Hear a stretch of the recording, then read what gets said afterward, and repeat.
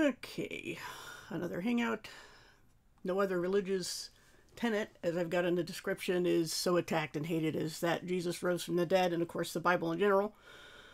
But Jesus' resurrection is the crux of our faith. Crux, of course, is a word that comes from crucifixion, and it means the most critical thing, the thing that everything else depends on in a certain topic or whatever it is. And today I'm going to go point by point on one such attack from the Brother Sanchez TV channel from a few years ago. I think it's 2015. And the link is in the description to that video. I think I did. Yeah, I did put the link there. All right, so you can go watch that if you want. It's what I would consider a typical polemic against the Bible and the Christian faith. A polemic attacks and an apologetic defense, and that's all they mean. Apologetic does not mean you're sorry about something or making excuses for something. It means you're issuing a legal or logical defense of something that someone else has attacked, and that's what the polemic is, and it's an attack. So, or a criticism. You know, people get triggered by the word attack and think that it's, you know, you're just wailing away at somebody, which often the case. But the point is that a polemic is an attack in that it is challenging other claims. Okay, so now I don't know this channel very well. I don't hang out there. I've seen people that, you know, I think I've popped in once or twice in the chat just to say hi or challenge a claim, and only later to find somebody I don't even know going to other channels I haven't been to and saying that I'm a racist against Brother Sanchez. But that's patently false. That's slander. But that's not what this is about today. This is about the arguments he makes in that video, which, again, are typical polemic atheist. I don't know for sure if he's an atheist. I think he is, but that would seem to be the case. Anyway, I'm going to begin my apologetic as Sanchez began his polemic, which is to say, as he said, that I do this out of love for people and truth. You know, he says, I'm not doing this to hate on anybody. So then my response is also not to hate on anybody. But the verses I've got up here on the screen are there for a reason, especially verses 13 and 17, which 13 you can see there, to answer before listening is folly and shame. And then in 17, in a lawsuit, the first to speak seems right until someone comes forward and cross-examines. And that's what's missing.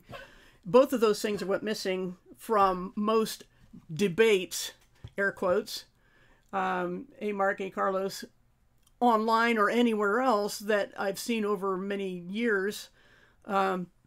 People don't fully or at all listen to what someone says before they attack it, or they don't do enough cross-examination. Nobody would want to be accused of something in a court of law and have only the prosecution speak, the defense speak, and then they reach a verdict. Now, you go back and forth for a reason. You need cross-examination. You need to exchange continually until everyone is satisfied that all valid evidence has been presented and arguments have been made. And that's how you get justice as much as is humanly possible, assuming nobody's corrupt. But that's what doesn't happen in online debates, especially spoken debates.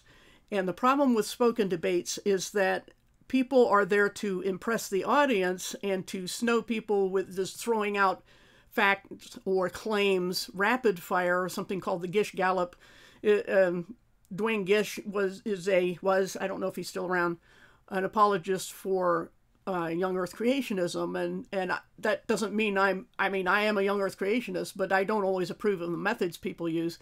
And apparently what he would do, I've not seen a lot of his debates, is to just rapid fire things, you know, claims or questions or, you know, statements at the other side in order to overwhelm them. I don't like that. And what I like to do is sit and write down, and that's why on my, I think one of my videos a long time ago, I said, if I debate anybody, it will be in writing. Because in writing, you eliminate a lot of that showmanship and people throwing out facts that you don't have time to research. And the audience only cares about the moment. They only care who appears to win, not necessarily who has the best argument.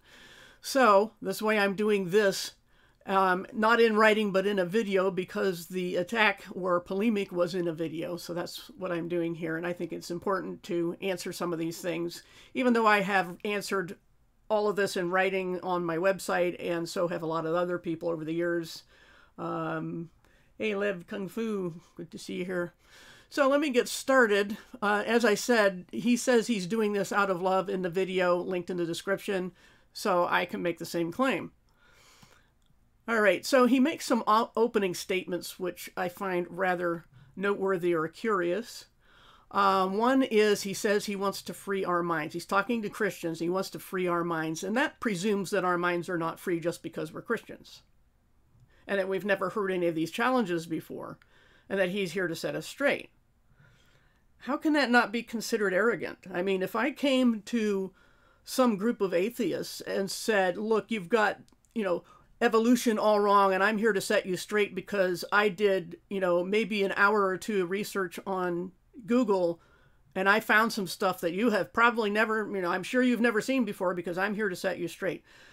I would never dream of doing that, and I don't like it when it's done to us, okay? But that's how he starts out with this statement that maybe he didn't understand what he was implying by what he said, but saying that you want to free somebody's mind, or that you're here to enlighten them or teach them or help them in some way, means that you have already presumed they need your help, they need your guidance, they need your enlightenment, they are lacking something.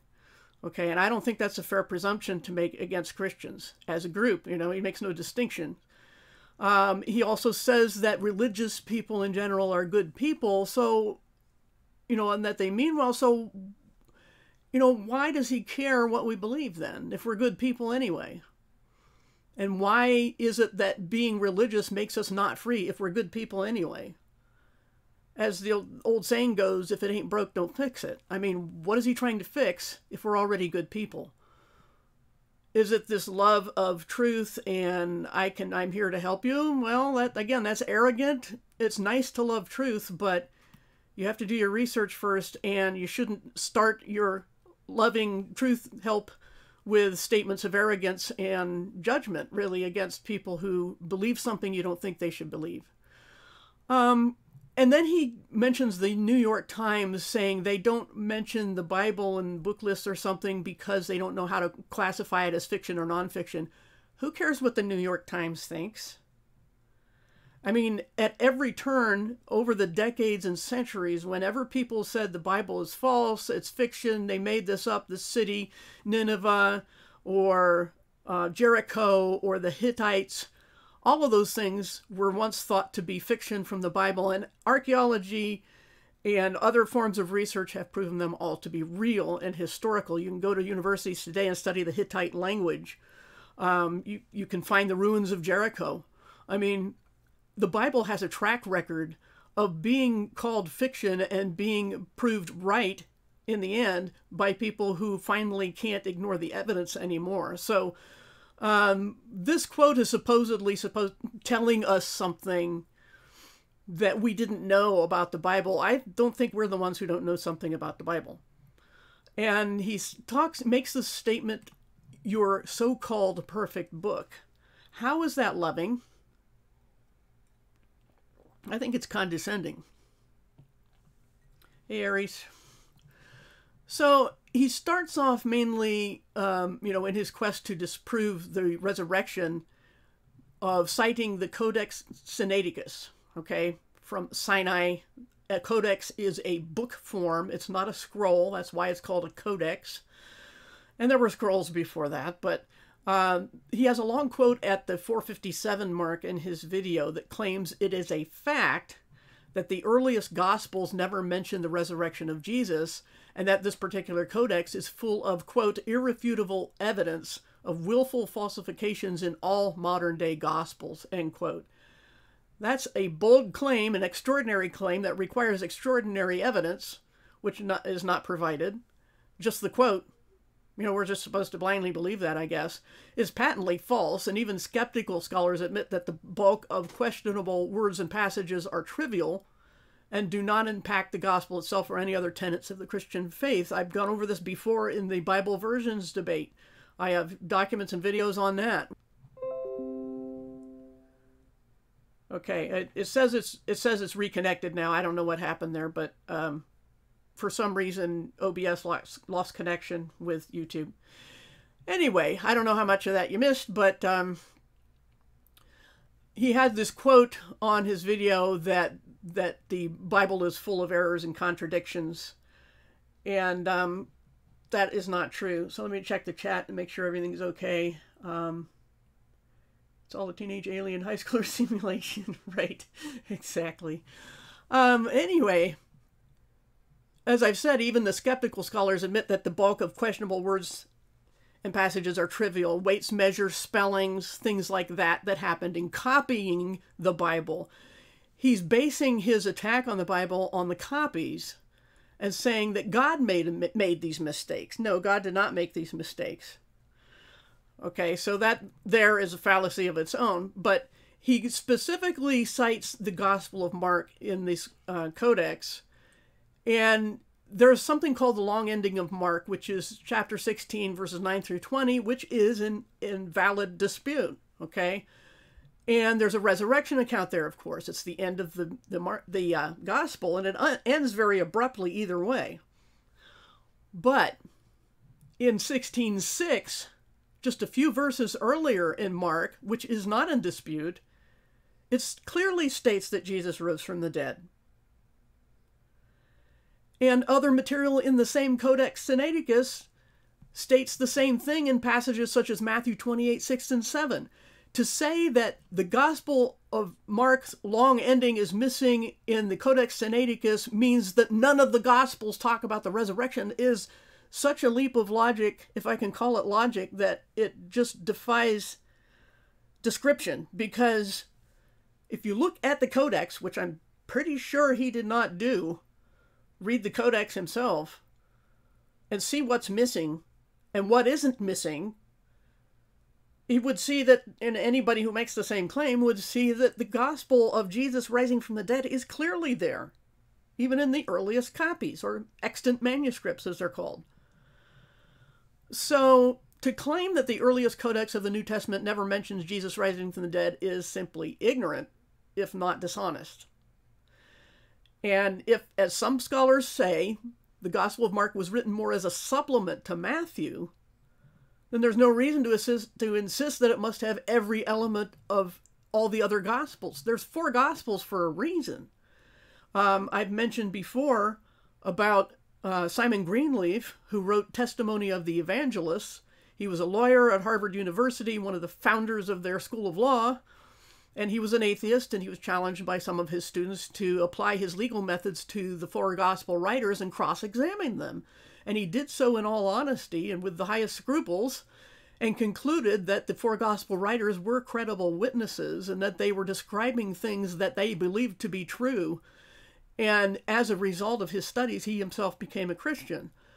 So people who are actually educated in the examination of evidence, who follow tried and true principles without personal prejudice, conclude that the Bible is accurate and it does say Jesus rose from the dead. So when people say otherwise, they are speaking in ignorance or being disingenuous. I don't know which it is. I don't care. So the resurrection is also cited as fact by Paul in 1 Corinthians 15, which the Sanchez video even quotes at the 5:19 mark. Why would Paul say that our faith is vain without the resurrection of Christ if he was making it up? If all the gospel writers had made it up? I mean, it seems from what he is presenting so far that the Bible is its own worst enemy, which is his claim that he's making that the Bible contradicts itself. Well, if you're writing fiction, you don't do that. You know, if there's people from 4 corners of an intersection witness an accident, if they all say exactly the same thing, the investigator will rightly conclude that they colluded before the cops got there to concoct a story, okay? Little differences from different perspectives And different purposes are what you would expect from the gospel writers and from witnesses to an accident. So the claim that the Bible is contradictory because of different accounts is just ridiculous. I mean, Paul, going back to him, had been a Pharisee and a murderer of Christians before his conversion, and his conversion is an event that defies all explanation. It's inexplicable for a Pharisee to turn on a dime like that and stop killing Christians and instead be one of the hunted and say that Jesus appeared to him, the resurrected Jesus. No, Paul never, even as a Pharisee, never disputed that Jesus had died. And I'll go into more of that evidence in a minute here, but there is no explanation for the likes of Paul, Saul of Tarsus, or any of the other Jews of that time to turn into Christians if it didn't happen, and if it's all fiction. And these things happened before they were written down. The earliest accounts of Christian oral tradition, which of course began before anything was put into writing, focus on the resurrection. There were sayings and proverbs and songs and phrases that the earliest Christians used that are all centered on the resurrection. Even the writings of Jews admit that Jesus died. Okay, that's established. Jesus did die, but his tomb was later found empty. That's also established. Okay, so let me check this next link, if I can just find which window I'm on. And I'm going to close the other window to try to keep OBS from barking at the moon. We have historical evidence for the resurrection. Let me put this link in the chat. And I haven't been paying a lot of attention to the chat, sorry. So historical evidence for the resurrection. And in there you will find, I'm not going to go through the whole thing, but in there you will find this particular quote. The Toledoth Jesu, a compilation of early Jewish writings, is another source acknowledging this. It acknowledges that the tomb was empty, and it attempts to explain it away. Further, we have a record of a 2nd century debate between a Christian and a Jew in which a reference is made to the fact that the Jews claimed the body was stolen. Even the Bible mentions that this was the story that the Roman guards were supposed to spread. So we have hostile witnesses saying that Jesus died and that his body was stolen. So the tomb was empty. Okay? So the question is why, when nobody in the area, who were all eyewitnesses of his death and burial, disputed the fact that those things happened and that the body disappeared. Nobody disputes those facts. So we have testimony, early testimony from hostile witnesses that Christians were Christians because they were convinced that Jesus rose from the dead even before the New Testament was written down. So keep in mind that all the 1st century Christians were Jews. So to convince them they had crucified their Messiah took some pretty strong evidence. Why did this movement get started? Did somebody write fiction? Well, why did they do such a bad job, and why did it catch on so well? These people were not ignorant. That's an evolutionary falsehood that primitive people who lived 2,000 years ago, didn't know anything. They know more than we did. I mean, the evidence is overwhelming that there were ancient civilizations that were ahead of us. So to say that the Jews were just primitive and didn't know anything is another false accusation and a baseless claim. So it took strong evidence to convince those people. I mean, they knew the method of execution and the fact that that Rome would do in those days, and the soldiers were told that if they were charged with executing someone and that person didn't die, the soldiers themselves were put on the crosses and killed. So they were highly motivated to make sure somebody was dead, and they knew dead when they saw it. Okay, so there's no dispute that Jesus died, and no dispute that his tomb was empty. And no dispute that all the early Christians were Jews right there in Jerusalem and knew the people, knew Jesus, had seen him, and were all suddenly convinced that Jesus had risen from the dead. Had risen. I don't know, I say had rose. So consider also the account of women as the first witnesses cited in the New Testament as witnesses of the risen Jesus.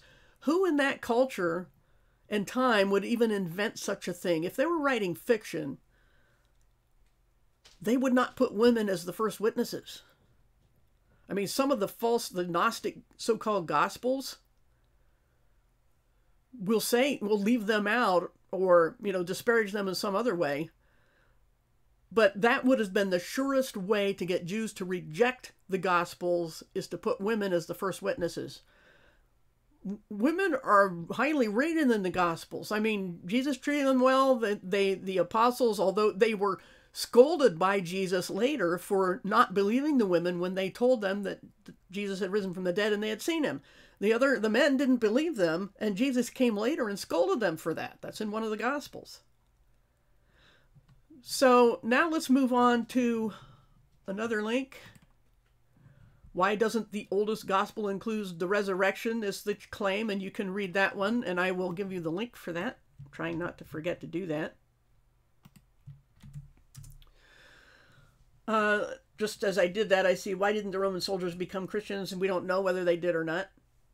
It just doesn't say anything else about them. But we know that many Romans did become Christians. Roman soldiers, there were people in Caesar's household that Paul mentioned who were Christians. So it went all the way to the highest levels of Rome. There were Christians being converted by the fact that these Christians were being hauled in front of their tribunals, mostly at the instigation of the Jewish leaders, and the gospel went with them. That's how this works. So back to this link.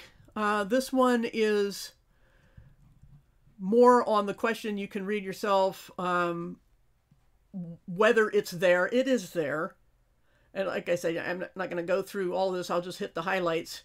If it were all made up, it would more likely end that Gospel of Mark with, tell the disciples Jesus is risen, just have faith. Can't you feel it in your heart that he's alive? They wouldn't appeal to evidence. This is one of the things that you would expect from a made up story.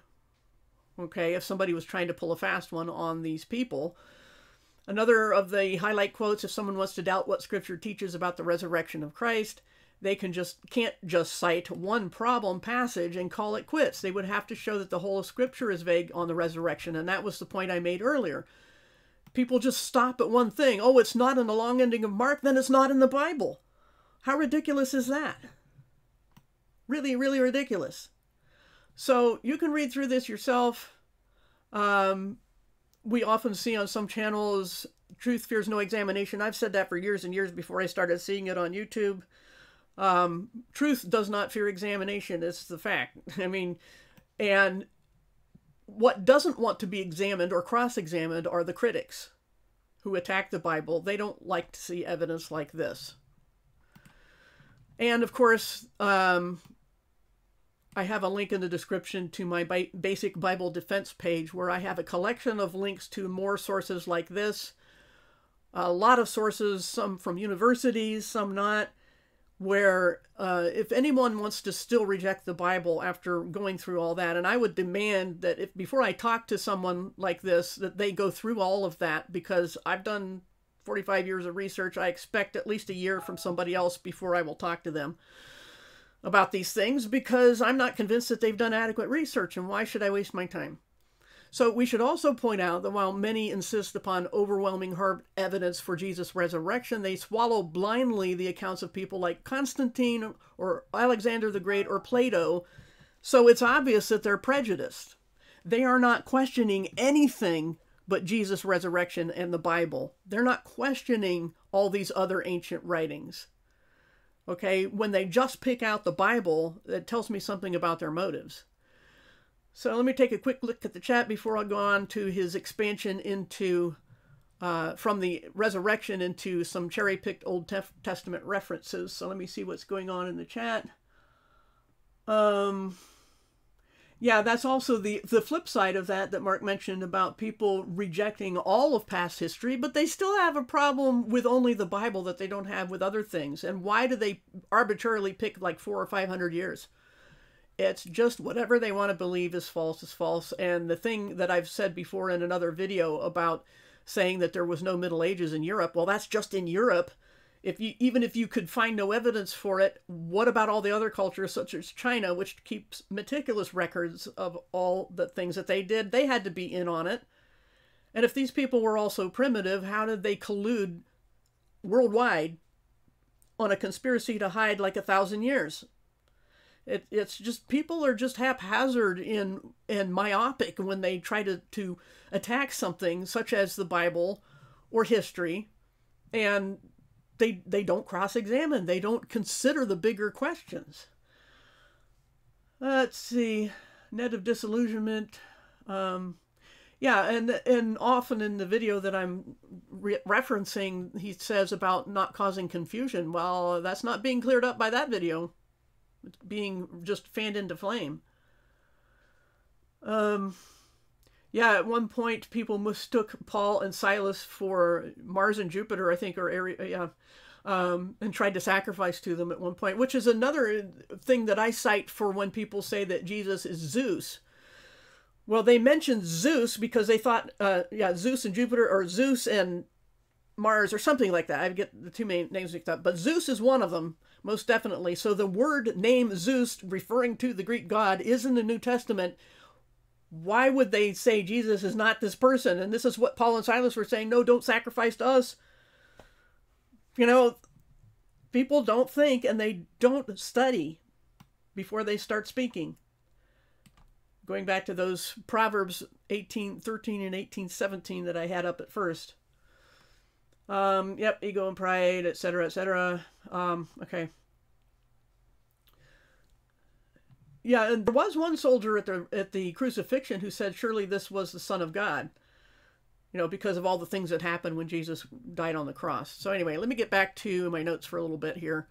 He talks about contradictions. I mean, if I had a nickel for every Bible critic who says it's full of contradictions, there's even a site in my Bible defense link in the description. If you scroll down, one of them is an entire website that refutes the Skeptic's Annotated Bible and goes over meticulously all these alleged contradictions. Hey, Pillbox, and anybody else I missed. I'm sorry I didn't shout you out if I missed your name. I think I mentioned Aries. I don't remember. But anyway, he talks about contradictions, which is no shock to anyone. He claims they abound in the scriptures. He begins by arguing that the Bible must be perfect to be from God, but he ignores the human frailty involved in making copies of the original writings. So again, as I mentioned earlier, he is mistaking the perfection of the original words of God with the imperfection of the people who made copies. Okay, just to put that logical point out there. He says, thou shalt not kill from the Ten Commandments. It's talking about murder. If you look at the context and look at the words, in the original language, it has nothing to do with putting someone to death because they are a danger to society. And that's what the Ten Commandments are talking about. People are not supposed to go around killing other people, taking their lives. That's murder. And that's what the word means. And society must take the life of murderers to protect the rest of society. How is that a contradiction? How is God contradicting himself? And if this were fiction, what idiot would write contradictions all over the place? So it also ignores the fact that since God is the giver of life, God has every right to take it. And he can use people to administer justice if he so chooses. He's God, he can do whatever he wants. It's like another scripture says that I've mentioned before, can the piece of clay, can the pottery say to the one who made it, you're a clumsy oaf? You know, we're God's creation. And so when people say they are standing in judgment of God and saying you didn't do something right, that's extremely arrogant and stupid. And I'm not the first person to use the word stupid. I'll go over that in a bit. But the thing is that God is not using a double standard to say it's okay for me to kill without a reason, but it's not okay for you. God kills for a reason, usually to protect society from the decent people from the bad people. And that is not murder, that is justice. And I'm sure the people who make these charges against God would be the first to pull the trigger if somebody pointed a gun at them and they had a gun. They're going to defend themselves. Well, why can't God do that? No reason he can't. That is not a contradiction. So that fails as a contradiction. Then he says about not bearing false witness. Again, people running around trying to get other people in trouble with lies and slander and libel, whatever, false. That's what false witness is. It's going into a courtroom and making up charges against people and pretending you saw them do things that they didn't do, and you know it. How has God falsely accused anyone? Falsely accused. He mentions the part where God puts a lying spirit in the mouth of false prophets. That is absolutely just. When somebody is doing something wrong, you say, how would you like it if that happened to you? Well, God can do that. God can say, if you're going around telling lies in my name, I'm going to push you farther in that direction, just like with the hardening of Pharaoh's heart, to say that, you're going to, stand against me, I'm going to stand against you, you're going to continually push against me, I'm going to seal that shut and use you to my purposes and push you harder in the direction you were already going. So if God puts a lying spirit in the mouths of liars, he's just giving them a taste of their own medicine. I mean, how is that a contradiction? He's just not thinking when people make these accusations. I'm pretty sure that if I held Sanchez or anybody else who makes these claims to the standards they hold the Bible to, I could accuse them of contradiction.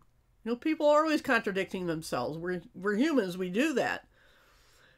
Now, his argument is that only God can't contradict himself, and God doesn't. But he has not presented a case that God contradicts himself or does something unjust. God is the definition of justice. So he gives people a taste of their own medicine. He pays them back, and it says in other places that God says, let me take revenge. Vengeance is mine, says the Lord. I will repay. So there are things he reserves for himself because he does a much more thorough job of getting justice, and he will have it. So I have to ask people like this, do they think that parents must abide under the same laws as their children? Should a toddler lecture the parents on staying up late at night? There's a reason that children need more sleep. They have to go to bed when the parents tell them to, especially the younger children. Should those younger children say, no, you get to stay up late, why shouldn't I? You're a hypocrite. That's basically the argument that Sanchez is making here, and that many such people make against God. They think that they as the children of God should have the same rights as the parent. God is telling us not to deceive other people. But if they do it anyway, he has every right to deceive the deceivers. He's taking care of business. It's just like any parent coming to the defense of their children who have been bullied. Who wouldn't do that? That would be a bad parent. Okay, before I go on to the next one, let me check what's going on in the chat. Yeah, there's a lot of things that stem from misunderstandings. And the thing about the seeking truth, there's a lot of people, it's very common today, very popular to say is everyone should be a truth seeker, but it's a terrible sin if you say you found it. You're not allowed to say you found the truth. That's conceited. Well, what are we seeking it for? If we're not allowed to find it, that's just a hamster wheel, and that's disinfo, and that's gatekeeping. Don't find the truth. You can look all you want, but don't find it. All right, I'm going to go back to my notes here. He says, who was Joseph's father? So he's back to the New Testament. He has no clue about the genealogies in the New Testament. There's two different ones, two different lines, one from Joseph, one from Mary, to establish both his legal and biological rights to being the Messiah. And also, people confuse names. They appear more than once. So let me go on to the genealogy tab here and get you this link in the chat. Whoops, that didn't work. Copy. Paste. Here we go. All right, genealogies in the Bible, alleged contradiction. There's a little video here I did not watch, but this is a supposed contradiction explained. One of the more popular examples, again, What was presented in this video is nothing new. We've been over this 100 million times, and I'm surprised it seems that nobody did, these critics don't do their research and even know there's a debate that's been going on, that they're going to come and set us straight. So, as they say, one of the more popular examples of a biblical contradiction about, especially by Muslims, not just atheists, but Muslims, to show that it's riddled with problems, that the Bible is. And they don't do this with other histories or genealogies, only to the Bible. So again, the disingenuous, the double standards. They say they're not just picking on Christianity, but they are. Matthew 1:1-16 gives the genealogy of Jesus through Joseph, who was himself a descendant of King David. This was a legal claim to the throne. It had to be. A legal claim. Not a biological claim, a legal claim. As Joseph's adopted son, Jesus became his legal heir. There's no disputing this. Legal heir. So as far as his inheritance was concerned, he was the firstborn son of Joseph. Legally. As any adopted child would be considered. Verse 16, Jacob begat Joseph, the husband of Mary, of whom was born Jesus, Mary of whom, who is called Christ, or Messiah. This stands in contrast to the format followed in the preceding verses of the succession of Joseph's ancestors. Abraham begat Isaac. Isaac begat Jacob. Joseph is not said to have begotten Jesus. Rather, he is referred to as the husband of Mary who begot him. And then the other one is in Luke 3:23-38. On the other hand, it seems to record the genealogical line of Mary herself, the biological line, carried all the way back beyond the time of Abraham to Adam and the commencement of the human race. This seems to be implied by the wording of verse 23, Jesus being, as was supposed, the son of Joseph. This as was supposed indicate that Jesus was not really the biological son of Joseph, even though this was commonly assumed by the public. It further calls attention to the mother Mary, who must of necessity have been the sole human parent through whom Jesus could have descended from a line of ancestors. Her genealogy is thereupon listed, starting with Heli, who was actually Joseph's father-in-law, in contradistinction to Joseph's own father, Jacob. Why don't people do their research before they make these ridiculous accusations? We have a legal line to claim the throne of David, which the Messiah had to do. And we have the biological line all the way back to Adam because Jesus had to be human. That's what that's all about. And you can go on and read more of their reasoning here and discussion of errors. Like I said, this is nothing new. Why do these people think they're the first ones who are going to set us straight? What does that tell you? I know what it tells me. The next claim he makes is God omnipotent? And he talks about an incident where God says that the people, the tribe of Judah, were supposed to drive out some nation and couldn't because they were supposed to drive out a bunch of nations and they couldn't get this one ethnic group because they had iron chariots. And he says, wait, God couldn't drive them out? No, it doesn't say God couldn't drive them out. It says Judah couldn't. And if the Bible is not true, then why in the world would it include anything contradictory? Again, fiction would be careful not to do that.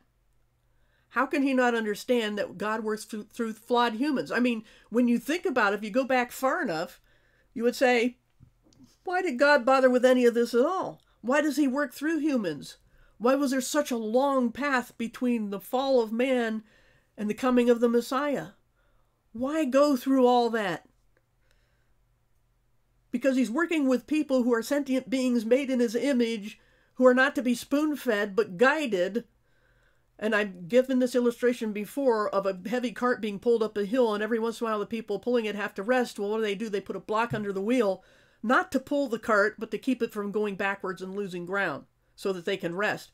Those are God's interventions in history, putting the block behind the wheel, making corrections at certain times, not operating people like puppets, as the Calvinists say, but guiding them to a point without violating their free will any step of the way. There's some purpose for us going through this life.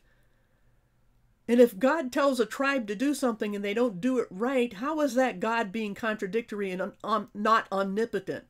God is sovereign, and in his sovereignty and power, omnipotence, he can do whatever he wants, including telling people, delegating to them the responsibility to do something, and they might not do it perfectly.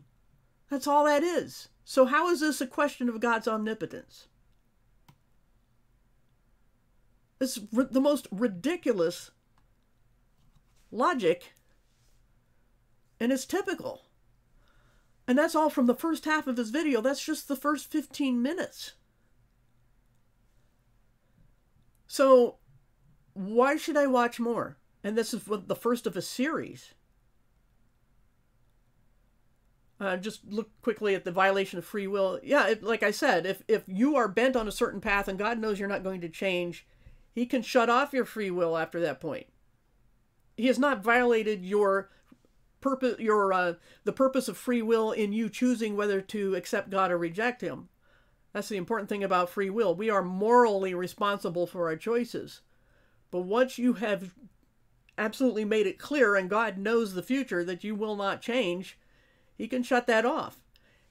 On the good side, we can rest assured in knowing that our salvation is secure. Even after we get to heaven, there are some people who think that they can choose not to be there anymore because otherwise we wouldn't have free will. I kind of like the idea of once I've made my major moral choice, that I can't undo it. That's security. And who wouldn't want that? I mean, I just, in accepting the gospel, I said, it's not my life anymore. And the Bible says you were bought at a price. You are not your own. But you freely made that choice. That's the important thing. But anyway, I only went through the first half of this video because this is so old. I mean, not just the video is 3-year old, but the arguments, the claims, the lack of research is nothing new. And I've already got all this material from years and years ago on my website. So I couldn't make myself slog through the rest of that video or any of the others in the series. So I'm only dealing with the parts I did watch. Okay? In accordance with those proverbs I showed at the first.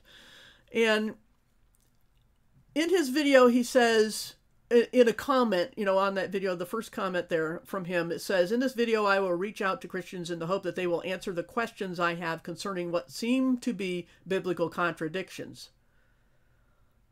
Really? It's clear that he is not asking any questions. He's not reaching out, but he's daring and judging all through the video. He's judging other people's faith, their intelligence. He calls us stupid. He calls the Bible stupid. He judges our sacred writings. And he hasn't done due research on both sides of this debate. That's obvious, or he wouldn't even have done the video. There wouldn't have been any need.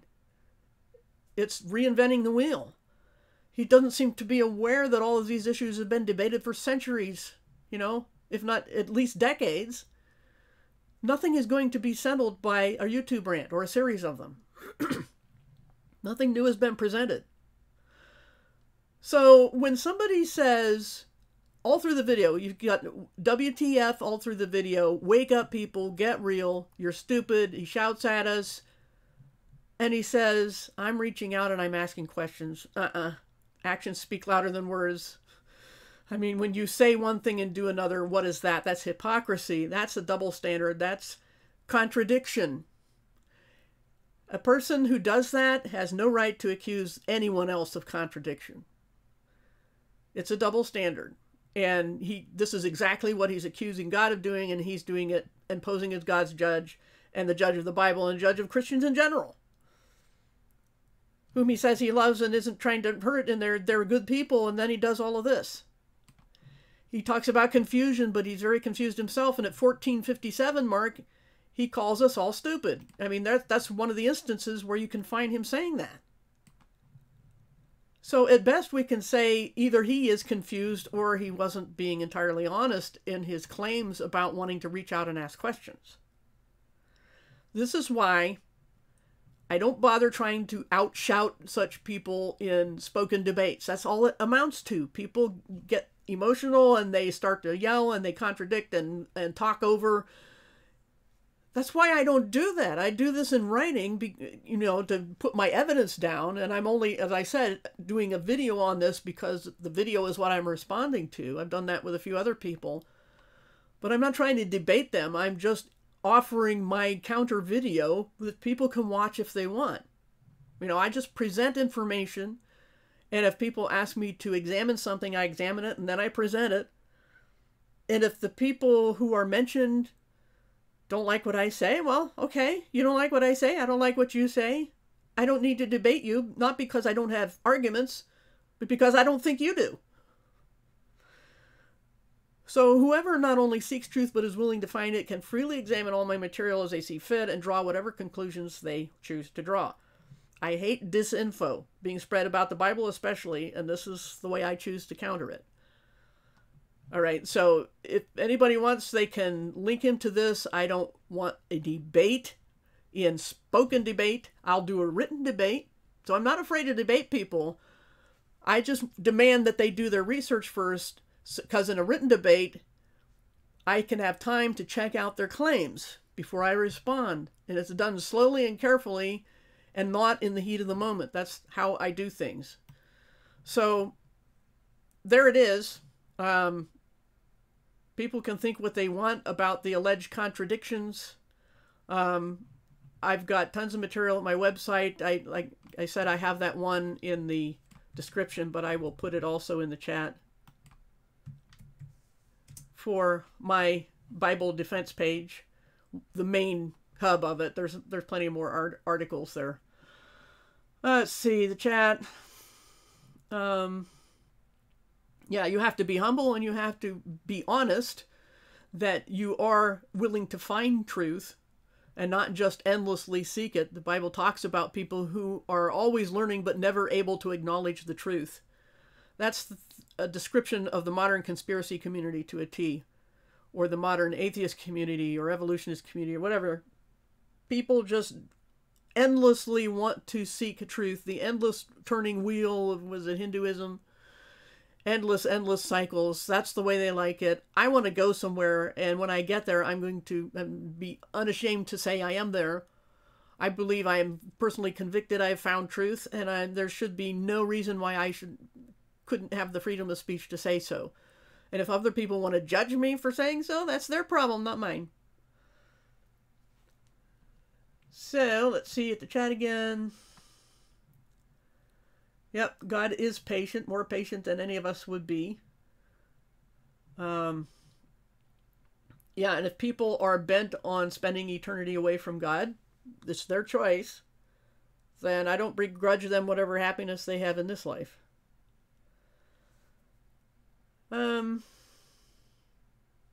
Yep, about hardening hearts and all. The bottom line about free will is a free moral choice. And once people have made it clear that they have turned away from God, God has every right to shut them down and not give them any more chances. His patience does run out, just as it will with the world. I mean, everybody talks about defeating the powers that be, but if God actually comes and does it, they're going to hate him. They will. It's in the prophecy. I mean, they hate him now, for not having come sooner. But when he gets here and cleans up, they'll hate him even more. That's just how people are. They're proud. They don't want God over them. They don't want to acknowledge the truth. They don't want there to be any such thing as truth, except that they know the Bible must be false. So, yeah, this is part one of 4. Like I said, I've gone through half of part 1, and what have I seen? Self-contradiction on his part, disingenuousness, lack of study, failure to cross-examine, failure to be even aware that this debate has raged for a long time and he has presented no new information. I don't care if he goes through the entire Bible point by point. Like I said, the Skeptic's Annotated Bible has already done that, and there's already a rebuttal site to that. So I'm disincentivized to go check out the rest of it.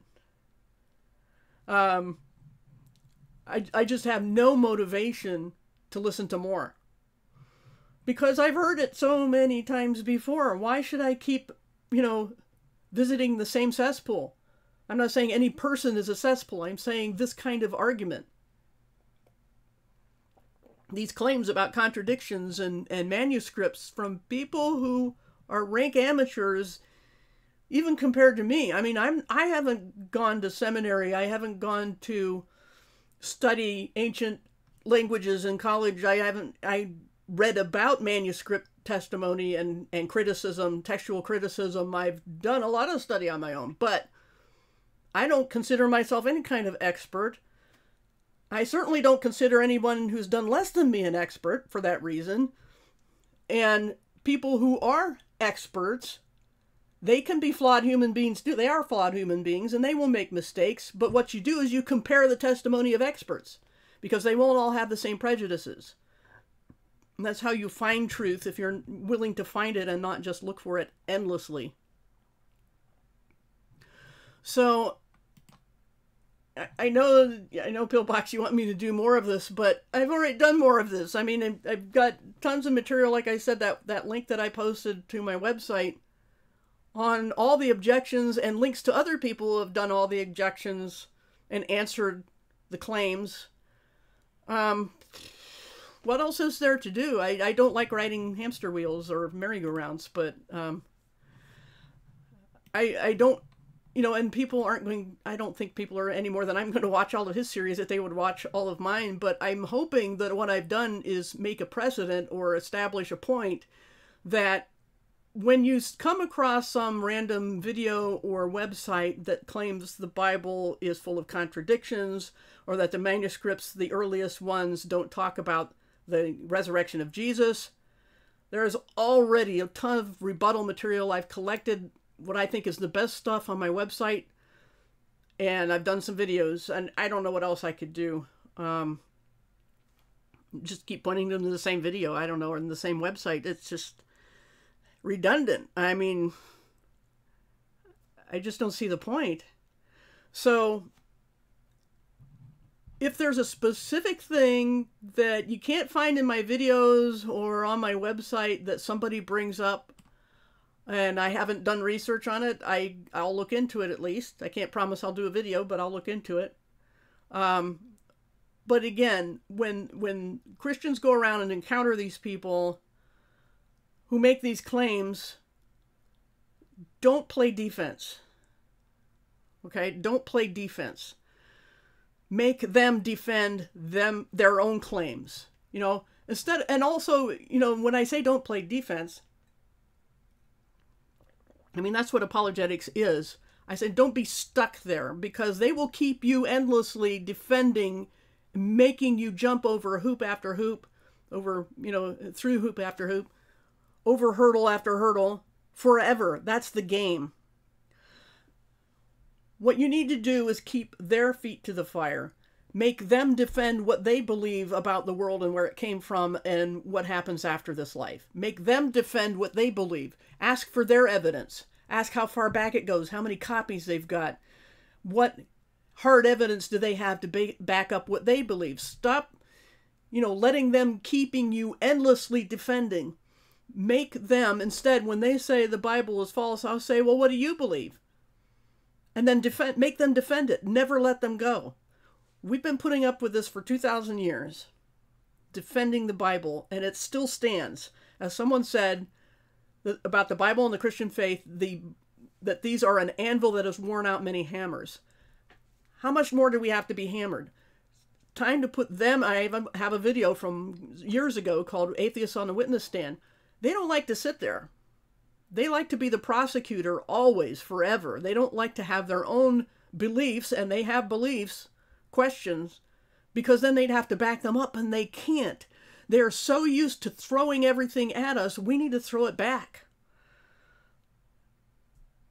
So if somebody says Vishnu did such and such, or Muhammad did such and such, or I had an experience and this proves something, on DMT or whatever it was, I'm going to say, what do you mean prove? If you won't accept pieces of paper or things etched in stone, hard evidence from me, then why should I take as evidence your feelings and experiences? What does that mean to me? That proves nothing to me. So make them defend their beliefs and their claims. I mean, just like I'm doing here, I said, you made a claim, back it up. You can't. But I want them to make claims about their own beliefs. Stop looking at me. Stop looking at the Bible. Tell me what you believe and then back it up. Because you can't. You cannot live. You cannot meet the standards that you've made us meet all this time. You cannot take your own medicine. Yeah, presuppositions. I do that. I like, with the endless regression theory that I've heard some people say, well, we're, or the simulation theory, same thing. It's the same thing. We're a simulation being run by some alien teenager. Okay, is that alien teenager somebody else's simulation? How far back do you go? Oh, to a place where nobody can examine it, but we just believe it, and we're calling this science. It's just like, with the endless cycle believing of whether it's Hinduism or modern physics, of the universe continually cycling itself or being eternal. That's Carl Sagan's statement, the universe is all that ever was or ever will be. Prove that. You can't just push the goalposts back or away to a time or place that nobody can check. You're out of the realm of science and evidence and proof at that point anyway. How is that better than what I believe? And I have an atheist document. Let me go get that and put the link in the chat here. Load the page. There we go. And let me go to my features. And to atheism. And I'll put the link here. These are things they say that I make rebuttals to. So you can look at that if you want. This is I made these documents, these to-the-point documents, as a quick reference wherever you may find yourself and encounter these people. Their claims and rebuttals to their claims. And in the end, I say, I see no quality in atheism to make it better than other philosophies or religions. Not all theists practice rites of worship. Not all theists have a holy book. Not all theists are narrow-minded. Any man are not equally applicable to atheists. Not all theists teach violence or suppression. And if atheists are allowed to say they think they're right and everyone else is wrong, which they do, then they must grant the same right to theists. And if theists are ramming their beliefs down everyone's throats when they express their beliefs, then atheists are doing the same ramming when they express their disbeliefs. In theory or in practice, I see no reason not to call atheism a religion, since Buddhism, for example, is a religion without a God as well. I find it self-contradictory when atheists express belief in karma. It cannot be proved, it can't be measured, its mechanism cannot be explained. It is a blind faith, and one I find at least as irrational as any theistic faith. Who manages karma? Who weighs people's lives? Who decide what they come back as? How does this return happen? How can anyone believe karma can be compared to some mindless physical process or chemical reaction, both of which happen to be highly complex and evidence of intelligent design? To think this all happens by unguided processes is clearly irrational.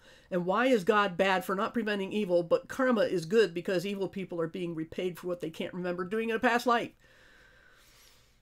So I see no reason to accept atheism. I see no reason to accept some other religion as better. They're not better. And a lot of Christians even have erroneous ideas about the Bible. That's where I've spent most of my attention, but Christians seem even less interested in truth and humility than a lot of atheists. And there's some links there too. And I have this quote by an atheist, Dr. Stephen Rourke: "The purpose of science is to investigate the unexplained, not to explain the uninvestigated," which is what eternal regression or sim theory is all about. All right, so that's what I think about all that. And